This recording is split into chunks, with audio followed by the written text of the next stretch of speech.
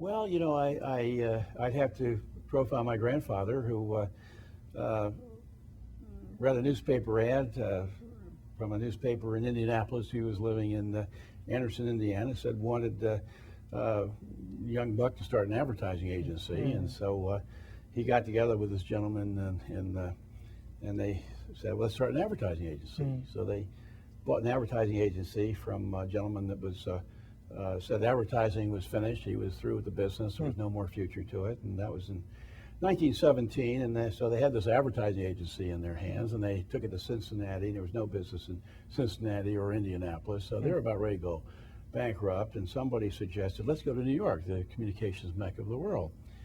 So it was my grandfather and a few others there. Stanley Reeser was the guy that ran the ad, and another gentleman too came in, and my grandfather was designated to be in charge of new business. So they moved to New York, and my grandfather had to go out and get new business. Mm. That was his job. The other person ran the agency. The other person was the accounts administrator and accountant, that kind of thing. They Mhm. grew that agency to be the largest advertising agency in the world, called J. Walter Thompson. Hmm.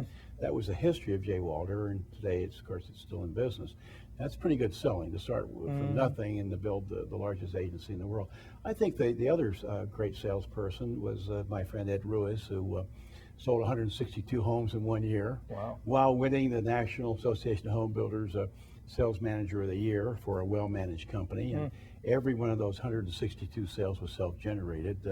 I was working with him during the year he was setting that record. It was Mm. just phenomenal. And today, he and his brother have the second largest home building company in their market. So the apple doesn't fall far from the tree. Ed is doing the sales, and his brother is doing the building. That's self-prospecting. That's 162 self-prospecting. self-generated. 162 self-prospected sales in this Wow. business is unbelievable. I would certainly put him up there in the ranks of the top salespeople. I'd have to say that the third salesperson, being creative and innovative. Mm. I had an evening with Jack Kent Cooke once, who owned the Washington Redskins. And Mm. Jack was a door-to-door salesman in Canada who came to the United States. Make a long story very short, Jack had no money, but he wanted to get into big-time sports. So if I had more time, I could take you through the details. But with Mhm. no money, he figured a way to acquire the Los Angeles Kings hockey team, Los Angeles Lakers basketball team, Hmm. get an NBC television contract from NBC to televise these games, and build the Forum in Inglewood, California, a stadium to hold all these things. And it was by going to the team owners saying, "Look, I've got a contract with NBC, so I've got some money coming, but and I'll pledge you the earnings from that if you'll give me a pledge to buy your teams." And then he went to the city fathers of Inglewood to build the stadium, all on mirrors, just smoke and Wow. mirrors, just putting the right people together, Mhm. just networking with people, getting the right motivations, right people together, all honorable, all with full integrity to get the job done. He told me how he did that. I said, "That's just amazing." Mhm. Here's a Canadian coming down to America and showing us the American way. And of course, Jack went from there to owning the Washington Redskins, et cetera, et cetera. That's great salesmanship in its Mhm. own. I'll tell you who does an interesting job.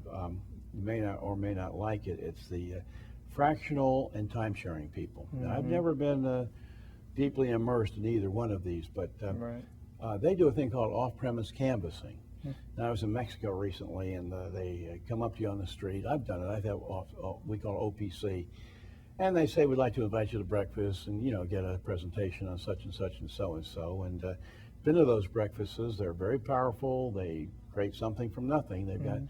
people out there doing the off-premise canvassing, inviting to breakfast, and selling lots of timeshare from it. Mhm. Give you a quick example. A good friend of mine is a major high-rise marketer in New York. Mhm. And I saw her last year, and she said, "Now, don't laugh at me when I tell you the way we sold out a high-rise building for Donald Trump in New York." She said, "We had the contract for Trump, and we were desperate for traffic. We were running ads. Nobody was coming. So what we did was we figured out that the bulk of our buyers might be coming from New Jersey. Mhm. So we rented some space right where the people get off the ferry.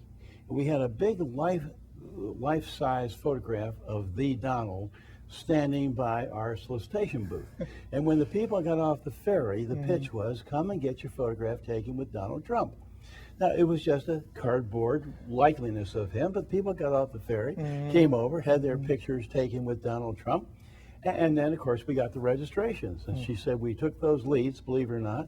We follow up on those leads, the people that come get their picture taken with Trump, and by gosh, we found sales because now we had a database that we could work.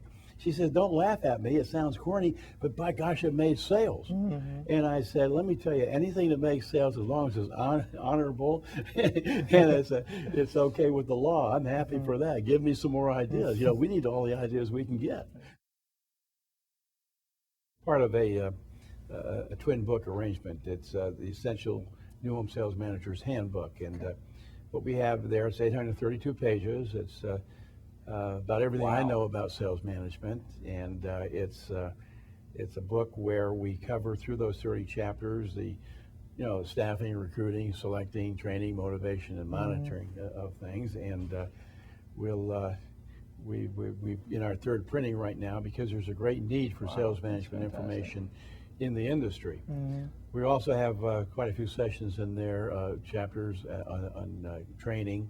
What I've done is I've taken a chapter about the basic essentials of that topic of sales management, and then after every chapter I have a practical applications section where we've got forms and worksheets and things like that that a sales manager can take and work with their people. Well, yeah, I would like to sign off with this message. This is no longer a business where you can make a lot of money just by showing up. Only the government makes money. The rest of us have to earn it.